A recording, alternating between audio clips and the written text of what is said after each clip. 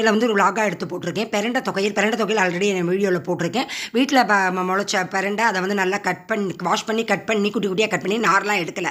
அவ்வளோ ஃப்ரெஷ்ஷாக பிரிஞ்சாக இருந்தது. அப்படியே வந்து மிளகா வத்தல் ஒரு 8 மிளகா வத்தல், ஒரு 50 கிராம் புளி, இஞ்சி, பெருங்காயம், வரமிளகாய் ஒரு 8 போட்டிருக்கேன். உளுத்தம்பருப்பு, நல்லெண்ணெய் விட்டு நல்லா வதக்கிடணும். நல்லா வதக்கிட்டு தேங்காயும் நல்லா போட்டு வதக்கி குறைன்னு அரைச்சி எடுத்திருக்கேன். உருளைக்கிழங்கு மசால், ரசம். இன்றைக்கி சமையல். இந்த பிரண்டை வந்து நல்லா நல்லா வதக்கி முடிச்சு கடைசியில் தேங்காய் போட்டு நல்லா வதக்கி வறுத்துருக்கேன்.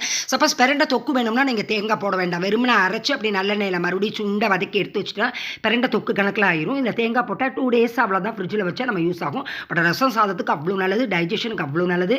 இந்த தெதி வீடுகள்லாம் நிறைய சாப்பிடுவோம். அதுக்காக அந்த பிரண்டை தொகையில் தான் முக்கியமாக போடுவாங்க. இன்றைக்கி வந்து பாருங்கள் அப்படி குறைன்னு அரைச்சிருக்கேன். வேணும்னா கொஞ்சம் வெல்லம் சேர்த்துக்கலாம். அப்படியே அந்த நாரோட தான் இருந்தது.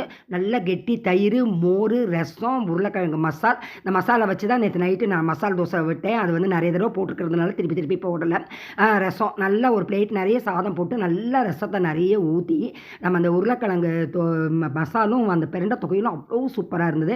நிறைய பேர் ஃபாரின்லேருந்து வாங்கிட்டு வந்ததெல்லாம் யூஸே ஆகாதான் கேட்டாங்க.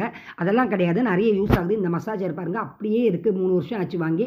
பட் இதோட ஒரு மசாஜர் வாங்கிட்டு வந்தோம். அது வந்து தோல் உறிஞ்சு போயிடுச்சு. அது என்ன தெரியல, அது என்ன அந்த இதனுடைய லெதர்னுடைய வாக்கா என்ன தெரியல. இந்த மசாஜர் வந்து சேர்லேயே அப்படியே நாங்கள் ஃபிக்ஸ் பண்ணி வச்சுருப்போம். அப்படியே ப்ளக்கை போட்டுட்டு சேரில் உட்காந்தா நல்லாயிரும். இந்த வேறு டப்பா அந்த கலருக்காக ஆசைப்பட்டு என் பொண்ணு வீட்டில் இருந்ததை எடுத்துகிட்டு வந்தேன். அதை யூஸ் பண்ண மாட்டேங்கிறான்னு சொல்லிட்டு. பட் அங்கே இருக்கிறப்ப நல்லா இருந்தது.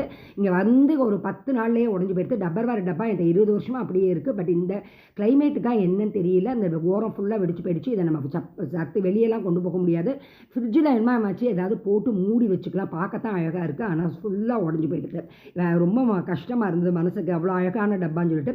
அதுபோல் ஸ்டோரேஜ் பேக், இந்த லெதர்லாம் பாருங்கள், இதெல்லாம் அப்படியே இருக்குது. இது 20 லிட்டர். நம்ம வந்து 20 லிட்டருக்கு பேக் யூஸ் பண்ணிக்கலாம். அந்த க்ரீம் பாருங்கள், பாடி ஷாப்பில் வாங்கினது. என் பொண்ணு வச்சிருந்தாலே அது யூஸ் பண்ணலையேன்னு எடுத்துகிட்டு வந்து இங்கே வந்த உடனே உருகிடுச்சு, அப்படியே தண்ணி ஆயிடுச்சு. அதை தூக்கி ஃப்ரிட்ஜில் வச்சுருக்கேன். அதுவும் 2 வருஷமாக ஃப்ரிட்ஜில் இருக்குது. நான் ஒரு நாள் கூட எடுத்து அதை யூஸ் பண்ணவே இல்லை. இனிமேல் தான் மாய்ஸ்சரைசர் இருக்குங்கிறாங்க, அதை எடுத்து யூஸ் பண்ணணும்னு நினைப்பேன். அதை யூஸே பண்ணவே முடியலை. அதனால தான் சொல்கிறேன். இந்த பாருங்கள், இந்த ஹேண்ட்பேக் ஓரளவுக்கு நல்லா இருக்குது. அது வாங்கி நம்ம யூஸ் பண்ணணும். இன்றைக்கி சமையல் வந்து சாதம், ஆனியன் வெண்டைக்காய் சாம்பார், வெண்டைக்காய் பொரியல், மாம்பழம், தயிர், ரசம், கீரை. ஆஸ் யூஷுவல் டெய்லியே கீரை பண்ணிடுறேன் இந்த வெயில் காலம்னால.